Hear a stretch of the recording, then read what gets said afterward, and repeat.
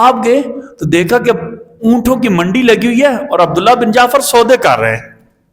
اللہ نے کہا یمحق اللہ الربا ویربی الصدقات. اللہ نے کہا اللہ صدقات کو بڑھاتے ہیں، سود کم ہوتا ہے.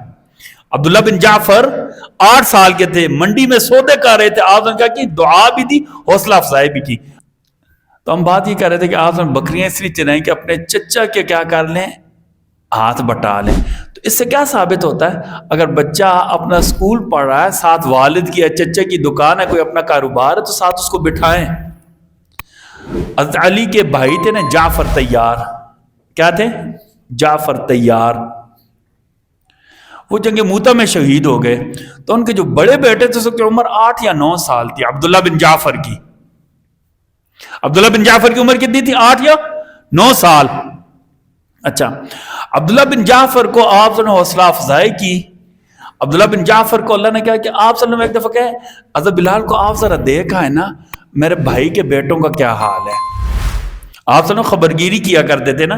اچھا، آپ گئے تو دیکھا کہ اونٹوں کی منڈی لگی ہوئی ہے اور عبداللہ بن جعفر سودے کر رہے ہیں. عبداللہ بن جعفر کی عمر کتنی تھی؟ 8 یا 9 سال. اچھا، سودا بھی کیا کیا عبداللہ بن جعفر نے؟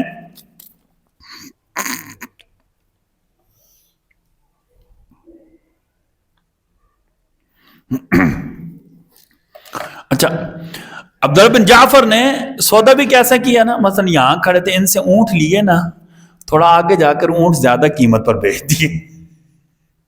تھوڑا وہیں منڈی سے لیے، گھر بھی نہیں لے کر کے وہیں. آپ صلی اللہ علیہ وسلم نے ان کے لیے دعا دی. اس دعا کا یہ اثر ہوا کہ عبداللہ بن جعفر کو ایک مرتبہ لوگوں نے کہا وہ ایک دن میں 10 لاکھ دینار اللہ کی راہ میں دے دیتے تھے. تو کسی نے کہا کہ اتنے نہ دیا کر، کچھ رکھ لیں. انہوں نے کہا اگر یہ پیسہ اللہ کی راہ میں خرچ نہ کروں تو اللہ میری روزی بند کر دیں گے. یہ جو اللہ کی راہ میں خرچ کرنے کا گورو ہوتا نہیں، اللہ ہمیں بھی سکھا دے. اس سے پیسہ کبھی کم. اللہ نے کہا یمحق اللہ الربا ویربی الصدقات.